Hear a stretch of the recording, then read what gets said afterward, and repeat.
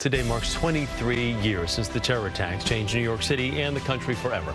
This morning, we will honor the thousands of lives lost. When today's ceremony begins, the honor guard will enter and the national anthem will be performed. The names of every victim will be read by family members. There will be 6 moments of silence to signify when the plane struck and when the towers fell.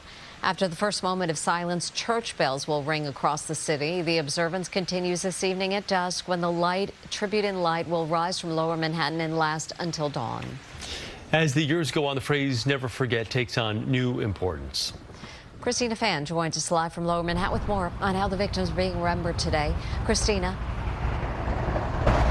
Mary and Chris, the focus of the entire nation will be on Ground Zero this morning as we prepare for the annual remembrance ceremony. As years pass, more and more names are being read aloud by children and young adults born after the attacks, as the older generation passes on the grave responsibility of remembering those we lost to a younger generation.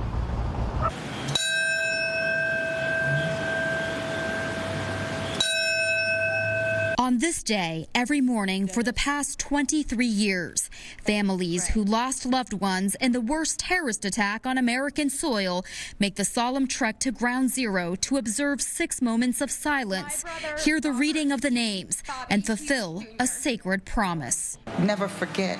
We can't forget. Nearly 3,000 people were killed when al-Qaeda hijackers crashed 4 jetliners into the Twin Towers, the Pentagon, and a field in southwest Pennsylvania on September 11th, 2001. For those who witnessed the horrors, there is a worry the meaning of the day may fade with time. An attack on our country, right here. On our land. Richard Beckwith's father, Bob Beckwith, famously stood with President Bush atop the Ground Zero pile. He died of 9/11 related cancer earlier this year. His families and others are renewing a push to establish 9/11 as a federal holiday to mark the legacy of heroes who died. The children, the young, should know how the world came together for us. Among those carrying on that mission is Cedar Grove Fire Captain Michael Tower. For the last decade, his New Jersey town has come together to plant 2,977 flags on the high school's lawn to ensure the post-9/11 generation remembers the victims. I think it does have an impact. If they don't know about it, then they're starting to learn about it and how important it is to all of us.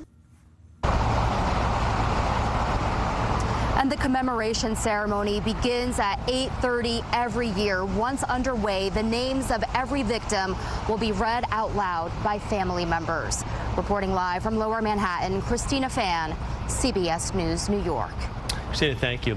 There are a number of events in our area marking the attacks. For those who want to honor the victims by volunteering, the Intrepid Museum hosting a meal packing event beginning at 8 a.m. All meals will be donated to City Harvest and the Food Bank of New York.